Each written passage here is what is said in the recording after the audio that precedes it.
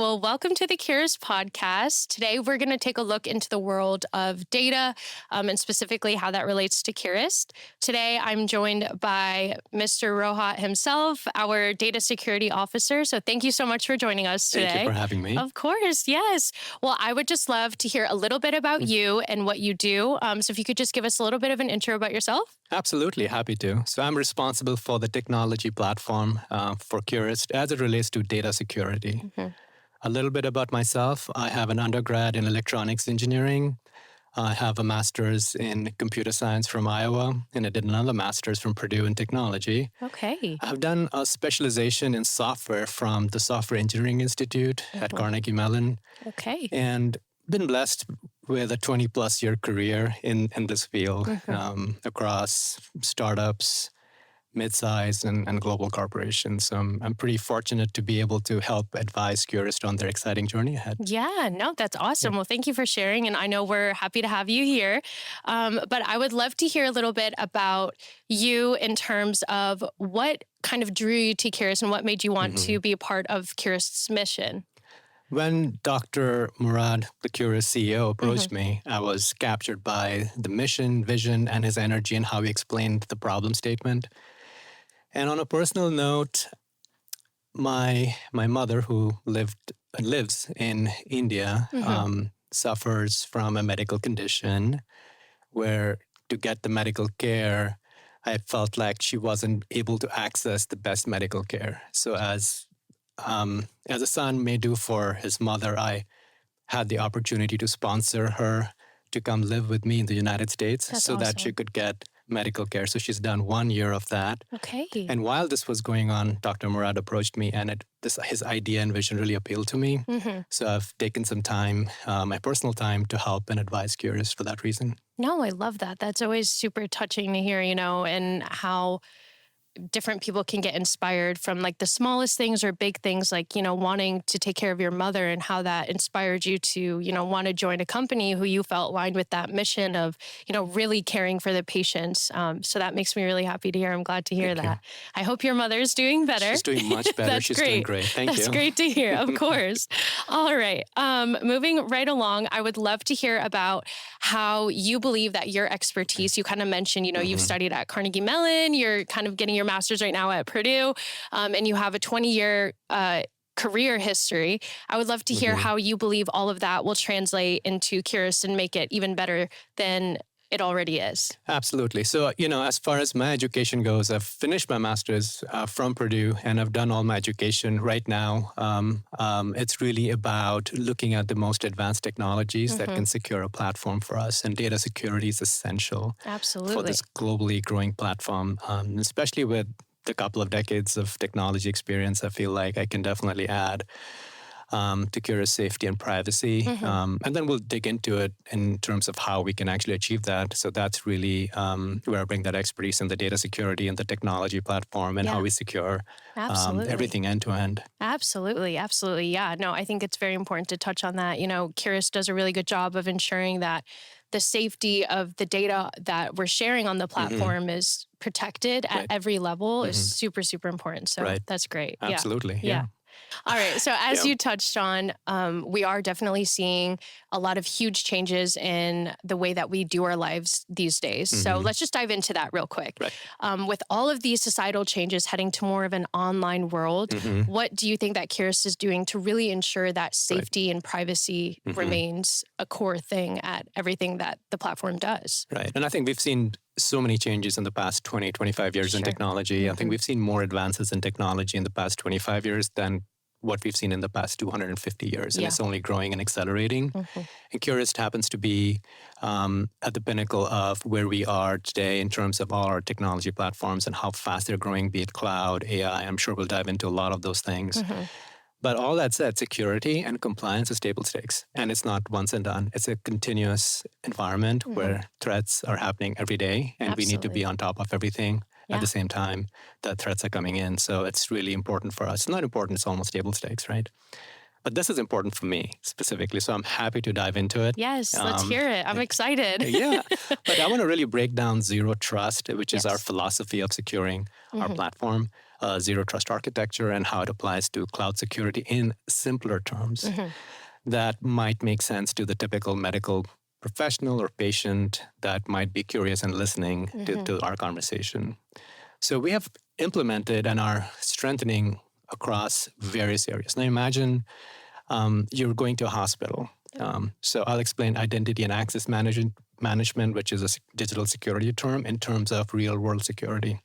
So you have a digital ID system, like an advanced key card system that you will use going into the hospital. So every staff member has a special ID that only lets them access what they need. Okay. And these IDs expire quickly, like visitor passes, and need regular renewal. So everyone must use two forms of ID as well, both like a key card and a fingerprint. You need to have both to get in.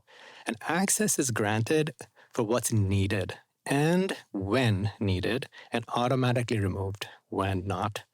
That's the first step in this zero trust security. That's amazing. No, I think that does a really great job of not only protecting the patient, but also ensuring, the physician is, not abusing their access to patient information. Right. But also to make sure that if something, God forbid, did happen to Kurist, that information isn't just sitting there waiting for someone to take it and use it and, their information's gone. So that's a really cool system. No. Absolutely. And that's just the first step. And then our second step, imagine building security, right? So imagine a building with multiple secure locations. Like we have Community North and Community South. We have multiple hospital systems in different parts of the city. That's how our digital city is set up. I love that. That's so cool. Yeah. And then within each of them, we have a private area where sensitive work happens, like an admin area, for example. Just like in a hospital, you have operating rooms. Only very few people can get in and do very specific things. There are no windows or direct outside access in these sensitive areas. We have, imagine having security cameras. We're recording everything that's happening all the time. And we have digital security guards that block suspicious visitors. That's how we've set up our building security. In other words, network security for our platform. That is incredible. That's so cool to hear for me too, just to hear that backside of everything that's happening and everything you guys are doing to make sure that, like I said, you're taking that extra layer at each step to make sure that all your bases are covered in terms of privacy. And and if you imagine there's so many people out there like doing cyber attacks, trying to 100%. peep into windows. So we don't have windows to start with, right? For example, we only allow access from approved countries. So, as this is a global platform, we have certain areas where we're expanding. Those would be the areas we want to allow access from. Absolutely. Absolutely. Wow, that's very interesting to hear. Well, thank you for sharing that. Yeah, absolutely. Third part, which is data protection. So what does data protection mean to us? Well, it's all about information, isn't it? So, imagine having, like in a hospital environment, we have medical records, right? So how do we think about that in the digital world from a security standpoint? We have to be really careful. Imagine these medical records are always in a locked safe all the time. So what does that mean? Encryption at rest. That's the technical term we use. And when this information is moved from one location to another, they're transported in armored vehicles. So imagine that happening from Community North to South as an example. And that's how we do. On the cloud, it would be encryption in transit.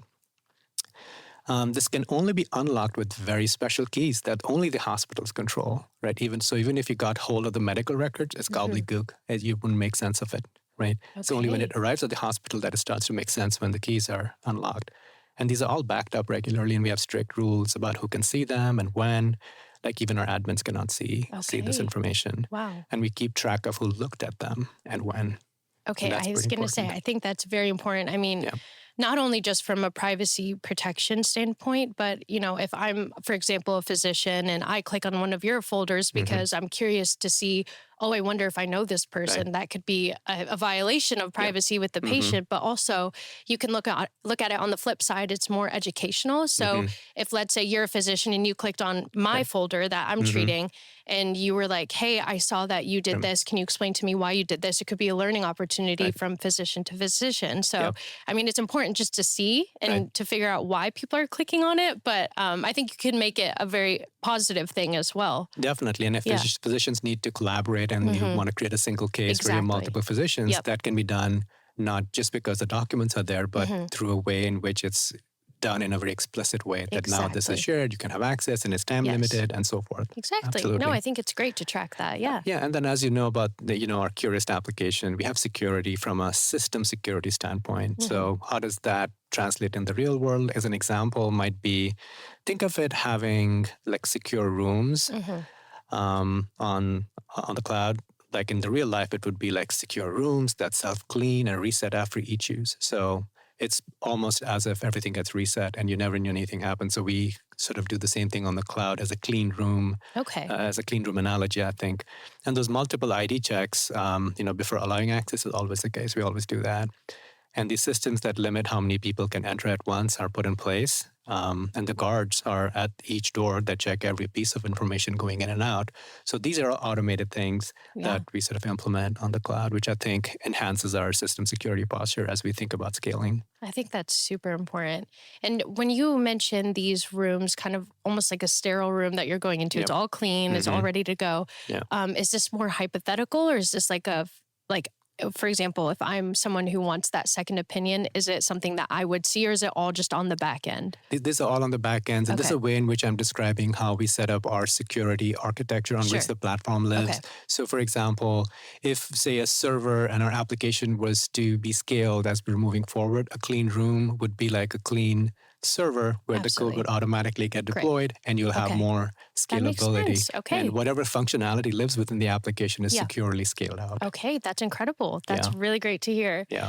Question for you, side question for you. I know a lot of people were concerned, more so, not even concerned, but they just wanted to ensure that there was that extra layer of safety and that these physicians really do, care for their care. And I guess my question for you is, what are the individuals on Kurist doing on our back end to ensure that these physicians that we're welcoming on our platform to treat patients with their second opinion expertise, how do we know that they are legit doctors that really care and they have good backgrounds and they're good candidates to be physicians on the website? Absolutely. And I think monitoring and compliance is, I think, essential. And then also vetting and having those background checks. And I think our Kurist CEO has a really good process that, not to steal his thunder, he will get into and exactly how those physicians are onboarded. But my aspect is that when these physicians are onboarded after all the paperwork is in place, then we want to have this watchful protection. Now they are in the digital world. Now we have digital security and our platform security. It's like having, once we know this is the right doctor for the right platform and the CEO approves it and it passes through the paperwork and the processes that are required, then we have security cameras everywhere. Exactly. Then we have guards watching all activity still, and we have automatic alerts for suspicious behavior, and we have regular security inspections. So we have watchful protection on the digital platform. So when any activity occurs, we have this monitoring and compliance too. Also, it gives confidence. Absolutely. No, I think that's great. I mean, obviously, I know there's a very rigorous and thorough background background check that is completed for all the physicians that join the platform. But, just to ensure that continuously, maybe 10 years down the road, if they're still with Kurist, that, they're doing everything correct and everything they're supposed to do. I think that's awesome. So yeah, it is. And I think we also want to make sure that we have good sort of emergency planning as well, so that we can have continued services for our patients. And so it's similar to having backup facilities ready at all times and regular emergency drills, so we know how to sort of recover our site and our applications and our data, more importantly, in a secure way. We have automatic systems to handle these problems and sort of clear emergency procedures. So in case something happens, we always hear in the news, this side is down or that side is down. We want to avoid the situation where we don't have a recoverability. So having that disaster recovery is also pretty important for us to continue to strengthen as we grow this platform. No, that's very interesting. I didn't even know that was available on Kurist, but I think that's very important. If, like I said, God forbid something happened to the website, having that ability to go back and recover that, you said, just that disaster protection, I think that's super incredible. Right. And then obviously we have to consider HIPAA controls across all of our activities, right? Our healthcare privacy rules, which is special training for staff as we onboard new staff, strict privacy policies so people are aware, the training, the regular audits, all of that go hand in hand with proper handling of all our medical information, no matter which country it came from. We want to have the highest standards available. Absolutely. And that really helps us to, and we want to automate everything we can, right? That at least from the back end development. So there's a practice called DevSecOps, which is development, security, and operations combined, Okay. which leads to continuous improvement. So we have, it's like having regular security updates, automated safety checks, constant system improvements, and any new discoveries we make in terms of how to make our patients' lives better through the platform. All of that flows into a continuous improvements life cycle. And I think all of that together holistically improves our security posture. Absolutely. You've got your bases covered. You've definitely done everything you can to ensure that no matter what happens, you've got a plan ready. We have a plan ready for that. Yeah, to protect everything and make sure that everything is as good as it can be. So that's very great to hear. Absolutely. Yeah. And I think it's a continuous journey for all of us as we strengthen different aspects of it and look at different strategies and roll out strategies that come up. Definitely. We'll have a plan in place to execute. Yeah. Well, I applaud you on that because that's very impressive. And I think a lot of people, they don't forget, but it doesn't come to their mind to think of, oh, I need to also have this in case this happens, or you never know. And you kind of touched on it, but with something as sensitive as someone's health information on an online platform, there's a lot of stuff you have to watch out for and be very, very careful about. And I feel like Kurist has done an excellent job protecting that. So I agree. It's great to hear. Good job. Thank you. All right. Okay. One last question for you. Sure. Looking ahead into the future, what are some of those technological advancements you're super excited to be a part of and get to experience with Kurist? Oh, that's such a great question. And as you started this conversation with technology and how much technology has changed and how important it is. It's so interesting to look at where we are today. There's so much happening in the world of technology. One thing that everybody has heard in the past 18 months is AI. Oh, yeah. Absolutely. Right? I use it on a daily basis. Right? So, and do you think AI has reached maturity yet? Absolutely not. I think we're at the tip of the iceberg. At the tip of the iceberg, I like to say it's like tip of the spear that's going to really open up a lot of avenues in this field, in the medical field as well, across all the other fields. But I feel like specifically for Kurist, I think AI is, amongst all the technologies, it jumps out as probably something that I'm most excited about, though we haven't really dived into it just yet because we're in the super early days. We want to, and there are good reasons for that. Which I'll get into. But I feel like this is where we want to set our eyes on as Kurist 2.0. As we start having those brainstorming sessions, that's where I find my most interest peaked. So for example, if you're a supporting doctor, how about a clinical decision support that assists you on the platform? How about like a nurse or a pharmacist maybe, or... Yeah, I would say those are also interesting use cases, but I would say somebody that could, a role that doesn't exist today, like a doctor's medical records reader, somebody that could analyze and be just a support bot, if you will. No, that's super cool. Yeah, right? I love that. They can analyze all these complex medical documents just to come up with things that are relevant to the patient. I think doctors can advise us on exactly what is helpful, which is the interesting part. Definitely. And as more doctors come on the platform, more demand is going to come in as they see other things happening. But automatically flagging potential drug interactions comes to mind, right?